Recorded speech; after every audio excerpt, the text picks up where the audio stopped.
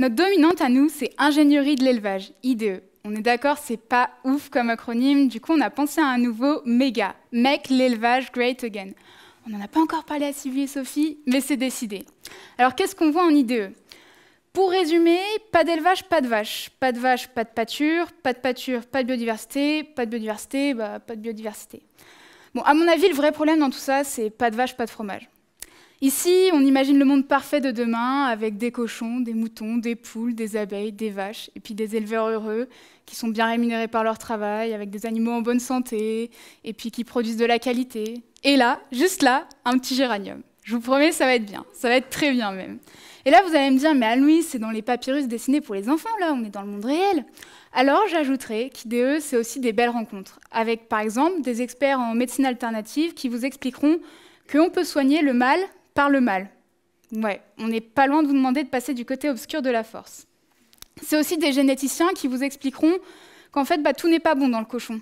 Et puis d'autres interventions en bien-être animal, en alimentation, en environnement. Et ces interventions, elles vous donnent une force, mais une force pour contrer tous les sondages des agroalimentaires sur les produits végétaux. On en a gros, les gars, la joie de vivre et le jambon, il n'y a pas 36 recettes du bonheur. IDE, c'est aussi un super voyage d'études. C'est même le plus long. Cette année, c'était la Haute-Savoie. Alors, même s'il y avait autant, voire plus de brouillard qu'à Dijon, et que notre premier repas, c'était du bœuf bourguignon, c'était le feu. Entre un bus trop long pour les virages alpins et des sauts en tyrolienne, on a pu découvrir le pastoralisme sous toutes ses coutures. Et bien sûr, que serait IDE sans sa mythique épreuve des 24 heures? Le principe, c'est que tu reçois ton sujet, tu pleures, tu sors de ton oral, tu pleures. Et entre ces deux instants, tu as 86 400 secondes et pas une de plus pour faire tes preuves. Si j'ai un conseil à te donner, c'est oublie que tu n'as aucune chance, vas-y fonce. Sur un malentendu, ça peut passer. Et là, petit 2A, tu te dis, mais c'est une bonne situation, ça, ingénieur en PA.